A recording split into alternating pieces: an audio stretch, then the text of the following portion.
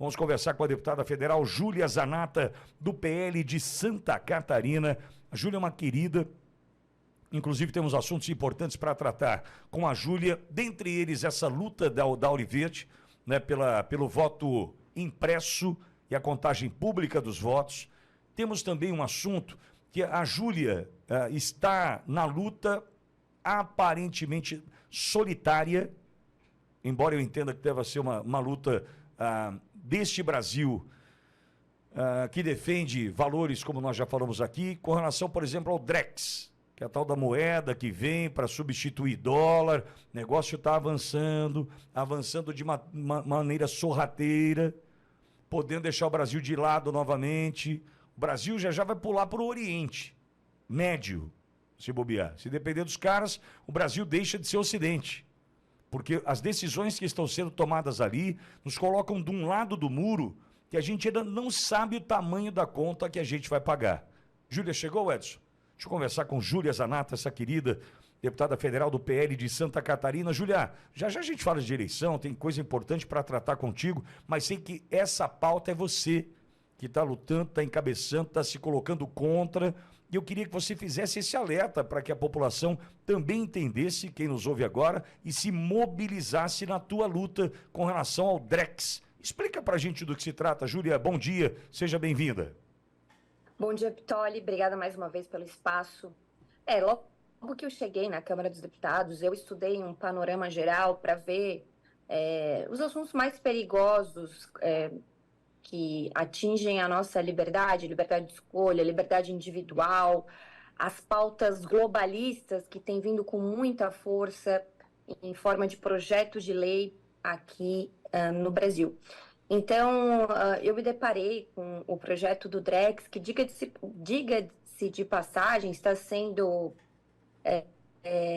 como é que eu vou falar, fomentado desde 2020, né? Isso é uma coisa também idealizada pelo Roberto Campos Neto, que é o presidente do Banco Central, e hoje tem um projeto no Senado, que já está mais avançado, sob a relatoria do senador do PL, senador Portinho, né, que prevê o Drex, a implantação do Drex. Tem outro projeto de lei na Câmara dos Deputados, do deputado petista Reginaldo Lopes, que prevê o fim do dinheiro físico após a implementação do Drex, né, em 5 anos. E aí eu apresentei um projeto de lei para proibir o fim da circulação do papel moeda, o fim do dinheiro em papel.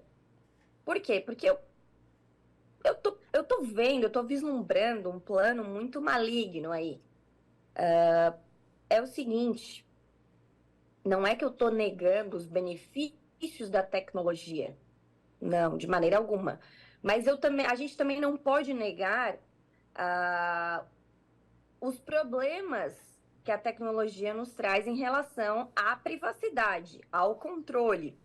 Então, vou dar um exemplo. O Trump fez um discurso em New Hampshire falando que, se ele for eleito, ele não vai permitir a criação de uma CBDC, que é uma moeda digital. O Drex é uma moeda digital controlada pelo Banco Central. Lá o CBDC seria uma moeda digital controlada pelo Federal Reserve, que é o banco central deles lá. Porque justamente o Trump fala, em um clique, o seu dinheiro, em uma perseguição política, o seu dinheiro pode sumir completamente. E aí tem outro videozinho que eu usei como para exemplificar, um videozinho que é um desenho animado, mas que mostra assim, você recebeu sua renda mensal básica agora. Vai ser diminuído 5 dinheirinhos para cota para pagar não sei o que lá de mudanças climáticas, para pagar não sei o que lá de gênero, né? Então, todas essas coisas woke que nós vemos hoje sendo controlada pelo governo e descontado diretamente da sua conta, taxas e mais taxas. Além do que, uma moeda digital, com o governo que a gente está vivendo agora, o governo Lula, que só quer arrecadar, é muito mais fácil para arrecadar. E na China, essa moeda digital foi criada e, inclusive, eles testaram ela com prazo de validade, ou seja, você tem um dinheiro com prazo de validade. Se você não gastar, se você quiser acumular, não pode. Então, são coisas muito perigosas. Tem gente que fala, teoria da conspiração. Não tem teoria da conspiração. É o óbvio que nós estamos vivendo cada vez mais. Ontem eu também coloquei no meu stories o que aconteceu na Nigéria, em que implantaram a moeda digital. O povo acabou, né, acabou mudando para o escambo. Por quê? Hoje no Brasil, Pitoli, existem pessoas desbancarizadas. O que é isso? Pessoas que até hoje não têm conta em banco. Você sabia que isso existe? Existe. Existem pessoas que não têm acesso à tecnologia. Então, o que essas pessoas vão fazer da vida? Então, além de todos esses problemas relacionados à liberdade, existe o problema de que é uma opressão aos mais humildes, aos mais vulneráveis. Então, eles estão avançando muito. Quando eu apresentei o meu projeto de lei, eles apensaram ao projeto do deputado petista Reginaldo Lopes, que o meu prevê que não pode acabar com o dinheiro físico. O dele prevê que é para acabar com o dinheiro papel moeda. Juntaram um deputado chamado Júlio Lopes, acho que é do Rio de Janeiro, do PP, Partido Progressistas, fez um relatório, protocolou semana passada, um relatório que ele praticamente cria a posse ilegal de dinheiro. Ou seja, se você tem 10 mil reais em sua posse, aquilo não pode, aquilo vai se tornar crime. Então, são coisas assim, tão absurdas, mas tão absurdas. Vocês viram que fizeram com a mãe da assessora do Geyer, que tinha as suas economias guardadas em casa? Eu conheço pessoas que não confiam no sistema financeiro por causa da época do Collor, exatamente o que ela falou. Eu conheço pessoas aqui em Santa Catarina que guardam dinheiro em casa, pessoas da zona rural, certo? Para não pagar taxas, enfim, de bancos. Então, todas essas coisas vão ficar muito prejudicadas com esse Drex. E existem pessoas de direita apoiando o Drex, dizendo que é uma inovação. É claro que é uma inovação, mas com toda inovação surgem os problemas. Por exemplo, o Pix. O Pix é muito bom. Mas hoje, se o governo... e eu defendo que tem o Pix, não tem problema. Agora, hoje, praticamente o governo ou qualquer pessoa que tenha acesso aos nossos dados, eles conhecem o nosso perfil de consumo 100%, né? Porque a maioria das pessoas usam o Pix. Outra coisa que querem fazer com o Pix agora, querem mudar as regras do Pix e permitir apenas R$1.000 por dia de transferências via Pix. Aí eles alegam que é por causa de fraudes. Mas é mentira. É por quê? Porque eles querem ganhar mais dinheiro, os bancos querem ganhar mais dinheiro, porque os bancos perderam muito dinheiro com o Pix. Então, eu, com a minha experiência de vida, percebo que nunca é para o nosso bem, que é sempre para tirar mais dinheiro do nosso bolso, e o Drex precisam mais pessoas se levantar para falar sobre esse assunto, porque eles começaram a dar uma acelerada após o meu projeto, muito violenta, porque viram, a Câmara dos Deputados fez uma enquete sobre o meu projeto no site da Câmara, e assim, foi mais de 90% votou contra o fim do papel moeda, ou seja, a favor do meu projeto. Então, tem sim um apelo popular, nós só precisamos falar mais sobre esse assunto. Sabe, Júlia, eu também penso como você, do ponto de vista da perseguição e da quebra do sigilo, do que por exemplo, você vai ao supermercado, quando no caixa o cara fala, o senhor tem cadastro? Você já meteu o seu CPF ali? O cara sabe tudo o que você consome no mês, qual o teu perfil de consumo, quanto você gasta, quanto pasta de dente você gasta, papel higiênico você gasta. É um negócio absurdo que eles já têm de mapeamento sobre as nossas vidas. Quando a gente fala de Pix, e você muito bem toca nesse assunto, Júlia, nós estamos falando de algo que já vai direto para a Receita Federal. Ou seja, nós estamos falando de uma transação que, embora todos nós estamos aqui defendendo que é correto, mas às vezes você já saiu da esfera bancária, já cai direto para a Receita, mostrando o seguinte, não há mais o que esconder, não há mais o que você tentar fazer com que aconteça de uma forma onde a tua privacidade seja mantida. Nós estamos aqui com o celular que está nos ouvindo agora. Então, Júlia, pode parecer antiquado, assim, pode parecer ultrapassado, mas a gente tem que defender isso, né? Eu sou ultrapassada. Eu também sou. Se o presente e o futuro é o controle, eu prefiro ficar no passado. Agora, você falou ali, nós somos a favor do que é correto. Sim. E é correto pagar tanto imposto como a gente paga e receber pouco de volta? E eles querendo cada vez mais arrecadar e aumentar os impostos como o governo Lula e o Haddad fazem? E gastar, porque assim, ó, o Lula é assim, em vez de assim, ó, tá com problema financeiro, vou diminuir os gastos do governo. Não, vou aumentar impostos. Exato. Então, é justo com a população brasileira? Isso é o correto? Porque ninguém quer viver na ilegalidade. Não, ninguém quer viver. Todo mundo quer pagar suas contas certinhos. A maioria da população quer fazer isso. Agora, entre pagar suas contas certinho no sentido, né, para o governo, ou sobreviver, a pessoa às vezes faz a opção por sobreviver. E é isso que vai acontecer daqui para frente, principalmente com a reforma tributária, que centralizaram mais poder e dinheiro em Brasília para arrecadar mais e distribuir menos para os estados e municípios. A pessoa lá que vende, o tiozinho que vende cachorro quente na esquina, ele vai... eu fui numa reunião da reforma tributária que os caras falaram assim, agora ninguém mais vai viver na ilegalidade. Falei, pelo contrário, mais gente vai viver na ilegalidade para sobreviver, porque o tamanho da carga tributária, que já é grande, vai ficar maior ainda, e o cidadão vai ter que fazer a escolha por comer ou não comer. Exato. Júlia Olavo aqui conosco, pois não, Olavo. Júlia Zanata, da tua escuta. Júlia, eu faço duas ponderações sobre o que você colocou. A primeira, sobre o aspecto do absoluto, né? O Drex como absoluto. Você está corretíssima. Deve haver uma alternativa para o cidadão, mesmo para não ter esse controle social, mas uma alternativa para não querer... Por exemplo, teremos uma tributação do PIX, uma ideia, tributar o PIX. Eu tenho que ter uma opção para não querer pagar esse tributo, como outro tipo de pagamento. A mesma coisa em relação à moeda, deve-se manter sim a circulação como uma segurança para a população.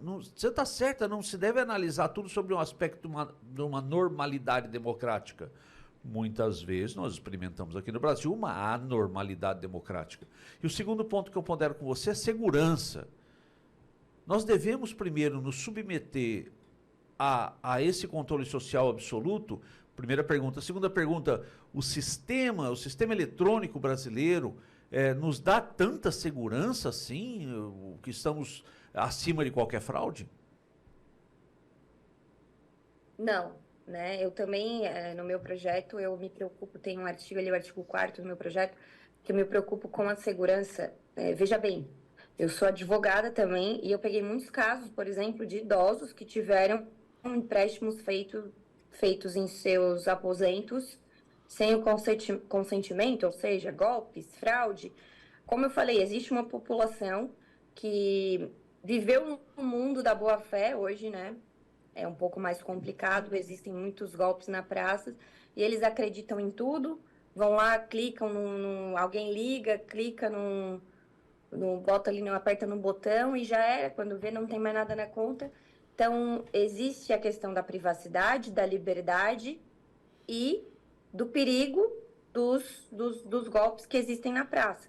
Muitas pessoas, como eu falei, mais antigas, não gostam, não querem, né? Tem gente que fala isso para mim, eu não compro no cartão porque eu não quero que ninguém saiba onde eu gasto. Eu já ouvi isso de pessoas mais antigas. Então, a pessoa saca o seu dinheiro e aí ela vai ser uma criminosa porque ela tem o seu dinheiro em casa, porque ela saca o seu dinheiro?